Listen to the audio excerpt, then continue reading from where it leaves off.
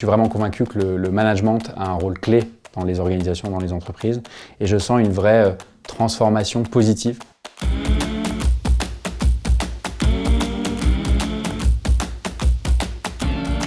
Donc, je suis Ludovic Giraudon, auteur du livre Dream Team. Donc, je suis allé à la rencontre de plus de 450 dirigeants, managers, DRH, à la fois en grand groupe, en PME et en start-up. C'est quasiment un tiers, un tiers, un tiers. Et je me suis rendu compte, en tout cas ça a confirmé une conviction, un sentiment que j'avais, le fait qu'il y avait à la fois du bon et du mauvais partout. La vraie règle, c'est que tout doit venir finalement du dirigeant, et en tout cas du top management, parce que s'ils ne sont pas orientés sur ces sujets humains et convaincus de l'importance de la dimension humaine en fait, dans l'entreprise, bah derrière ça ne suit pas. Il y a quelques initiatives qui seront faites à droite à gauche, un peu plus individuelles, mais ça ne prendra pas.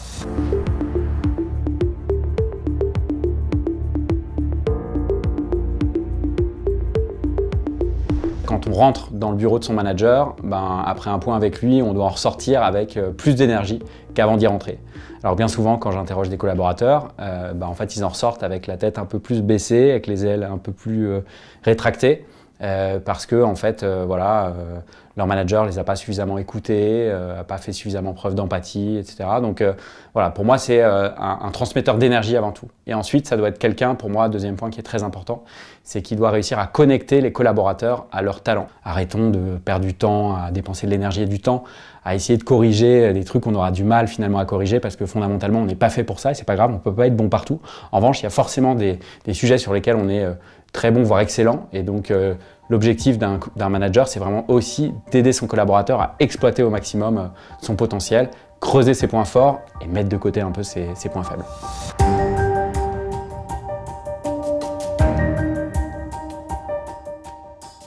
Alors c'est vrai que les études montrent que l'engagement en France, mais c'est pas uniquement vrai en France, hein. Globalement, les salariés en Europe, il y a une sorte de crise de l'engagement, les gens ne s'éclatent pas forcément dans leur job. Je pense que l'un des principaux points, c'est le management, parce qu'il y a certaines études qui montrent que la motivation, l'engagement d'un collaborateur, est déterminé jusqu'à 70% par son manager direct.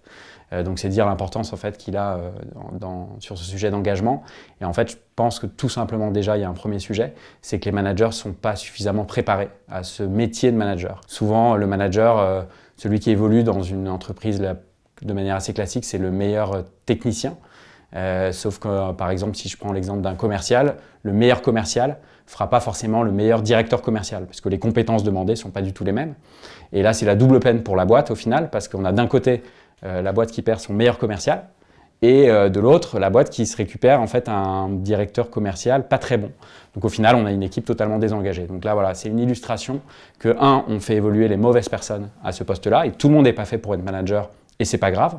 Donc je pense qu'il faut aussi valoriser d'autres voies d'évolution.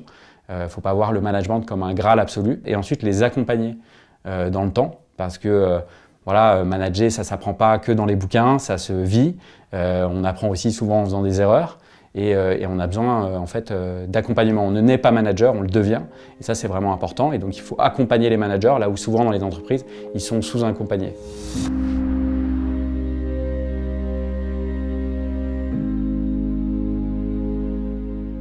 En allant à la rencontre de ces centaines de managers, je me suis rendu compte qu'il y avait systématiquement 3 éléments qu'un manager en fait, devait mettre en pratique pour avoir une relation de confiance avec ses collaborateurs.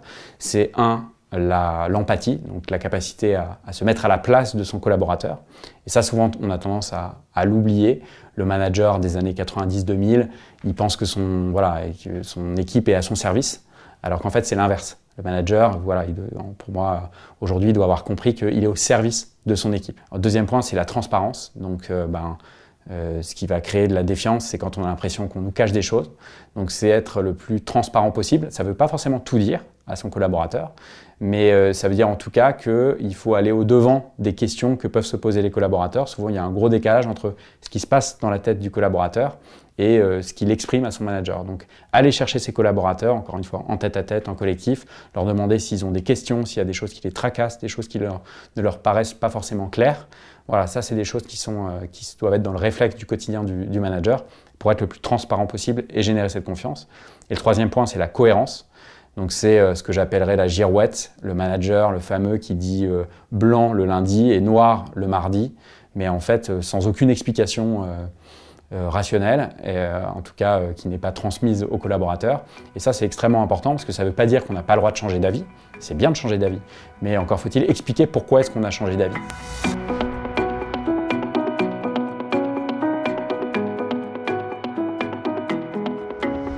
Il existe deux grandes postures qu'on peut avoir en tant que manager. Il y a la position haute, qui est la plus classique que l'on peut constater chez les managers, celle qui consiste en fait à dire à l'autre ce qu'il doit faire et comment il doit le faire. On considère qu'on sait mieux que lui et donc on va lui dire comment faire. Et puis il y a la position basse, qui est encore trop peu utilisée je trouve, qui consiste à partir du principe qu'on ne sait pas mieux que l'autre. Et donc, en fait, tout simplement pour mettre en place cette position basse, qui peut paraître un peu conceptuelle, c'est tout simplement d'utiliser le questionnement.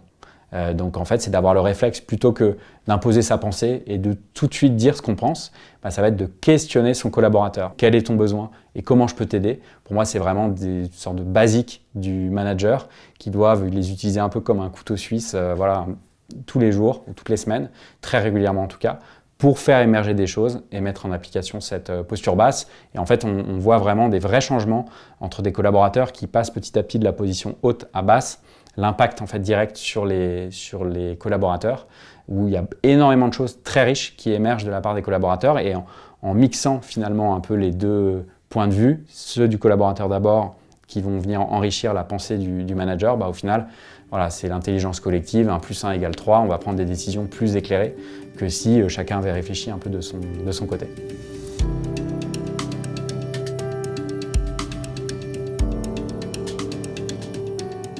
Aujourd'hui, un bon manager, il est à la fois bon techniquement, il est bon coach, donc il a capacité d'écoute, d'empathie, etc. Et puis aussi, il doit être leader, quelqu'un de charismatique, d'inspirant. Il doit réunir au moins ces trois caractéristiques. Or, en fait, les compétences demandées ne sont pas du tout les mêmes. Le bon technicien, il doit être pédagogue et puis il doit être très bon dans son métier. Le coach, voilà, on l'a dit, c'est l'écoute, l'empathie. Le leader, lui, c'est plutôt voilà, une autorité naturelle. Et quand il parle, en fait, on a envie de le suivre. Et ça, c'est pas donné à tout le monde. Et on ne peut pas être ces trois personnes-là, en fait. Donc je dirais que dans l'absolu, le bon manager aujourd'hui, il n'existe pas, selon moi, parce qu'il doit être réuni au sein de c'est le mouton à 5 pattes, quoi. Et donc je crois plus demain à une sorte de spécialisation du manager. En fait, on n'aura plus un manager, mais plusieurs, qui d'ailleurs s'appelleront peut-être plus manager, mais je sais pas, entraîneur, coach, meneur, où on aura d'un côté quelqu'un qui sera excellent techniquement et qui sera relativement bon pédagogue pour diffuser ses savoirs aux autres. On aura le coach pour accompagner les collaborateurs dans leur quotidien, les aider à prendre de la hauteur et à se développer dans l'entreprise. Et puis le leader, ou les leaders qui seront là plus, encore une fois, pour inspirer. Et je crois, moi, plus effectivement à des rôles pivots, clés, où chacun est à sa place et surtout, du coup, un management plus transversal. Parce que si vous avez un coach, et surtout des managers en fait dédiés à cette fonction de manager et donc qui auront leur job unique, ce sera, si je suis coach demain en entreprise, ce sera d'accompagner les collaborateurs toute la journée. Et donc en fait, plutôt que de manager ou d'accompagner 4 ou 5 collaborateurs, je pourrais en accompagner peut-être 30 ou 40.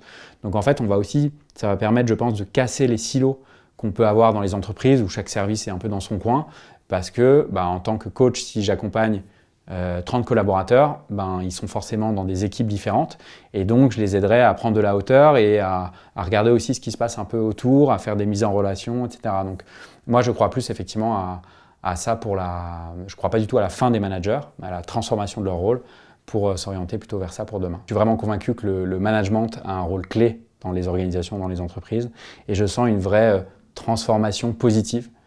Parce que je sens des changements de mentalité, des évolutions, des nouvelles convictions qui sont en train de se forger sur le sujet. Et rien que le fait qu'on fasse ce programme-là en est une preuve. Je pense que demain, les entreprises qui voudront travailler avec les meilleurs ont bien compris en fait qu'il fallait travailler ces sujets-là. Donc je suis résolument optimiste de ce point de vue-là.